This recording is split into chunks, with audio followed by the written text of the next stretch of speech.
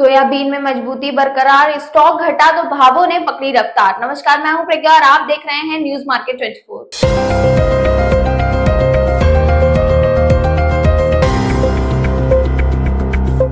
Video शुरू करने से पहले हम आपको एक जानकारी देना चाहते हैं कि अगर आप भी चाहते हैं मार्केट से जुड़ी ताजा अपडेट, एक्सपर्ट्स की खास राय और लाइव सेशन जहां आपके सवालों का जवाब मिले, तो अभी ज्वाइन कीजिए हमारा व्हाट्सएप ग्रुप। ज्वाइन करने के लिए स्क्रीन पर दिए गए नंबर्स पर मैसेज करें। तो आज इस रिपोर्ट में हम बात करेंगे सोयाबीन के बाजार के बारे में। तो घटती आवक, कम स्टॉक और मजबूत सोया मील के चलते सोयाबीन के बाजार में मजबूती के साथ में आगे बढ़ता हुआ नजर आ रहा है। वहीं दिसंबर महीने में सोयाबीन की कुल आवक लगभग 10 लाख टन की दर्ज की गई, जो पिछले साल की 12 लाख टन आवक से करीब 16% कम बताई जा रही है। इसी अवधि में क्रशिंग भी 9.50% घटकर 9.5 लाख टन पर आ गई।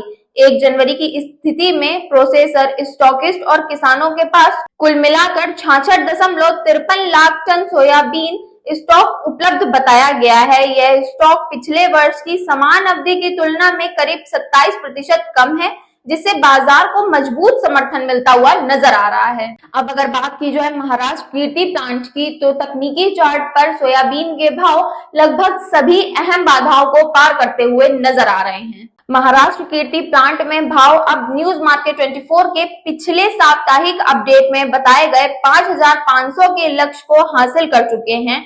चार्ट के अनुसार अगला संभावित स्तर 5,750 के आसपास बनता हुआ नजर आ रहा है और इसके बाद 6,150 तक कोई बड़ी रेजिस्टेंस नजर नहीं आ रही।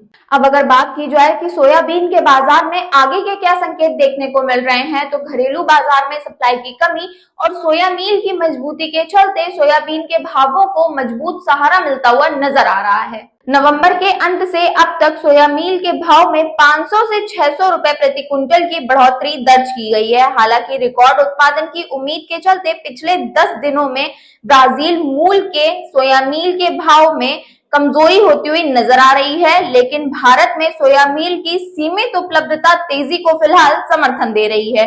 और जब तक ब्राजील से सोयाबीन की आवक घरेलू बाजार पर दबाव नहीं बनाती, तब तक सोयाबीन के भाव मजबूत बनी रहने की संभावना जताई जा रही है। तो अब अगर बात की जाए स्टॉक रणनीति के बारे में कि अभी होल्ड करके चलना चाहिए या फिर बिक्री करनी चाहिए, तो मौजूदा हालातों को देखते हुए सोयाबीन और सोया मिल दोनों की ही स्थानीय सप्लाई तंग बनी हुई है।